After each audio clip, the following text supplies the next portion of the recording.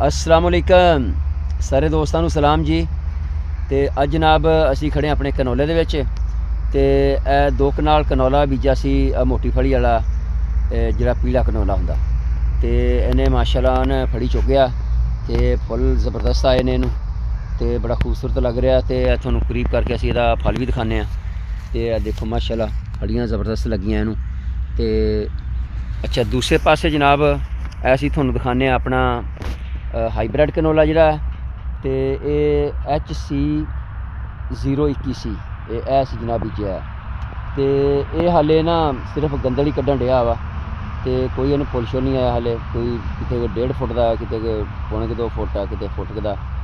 तो ये पता नहीं हुण साडे नाल की करूगा। तो इनू एक बोरी नाइट्रोफास की पाई सी थल्ले, फिर पहले पानी दे नाल सल्फर का एक पैकेट पाया तो 3-4 दिन पहले इनू हुण एक गवारा की बोरी पाई आ। तो उन्हें हुण रंग शंग जरा सैट कर गया होर, लेकिन हाले कोई गंदल शंदल नहीं बना डया। हुण निकल रही है गंदल थोड़ी थोड़ी। तो एक कितनी देर बाद फुल चकूगा तो कदों इनू फल पैगा, ये कदों पकेगा, 2.25 महीने का हो गया। तो कमेंट्स जिहड़े दोस्त लगाते आ कैनोला जिन्हां दा तजर्बा हो जरा जरूर सानू आगाह करन। तो ये वास्ते तो असीं परेशान जे हुए हैं।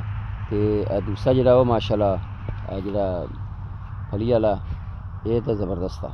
तो ये सानू इहदे नाल वधिया लगन डया वा। बाकी देखो हुण अल्लाह ताला खैर वफीयत रखे दा की निकलेगा, की इहदी सूरत हाल बनूगी। इंशाअल्लाह जदों पक्केगी फसल तो फिर तुहानूं दिखावांगे। बहुत शुक्रिया।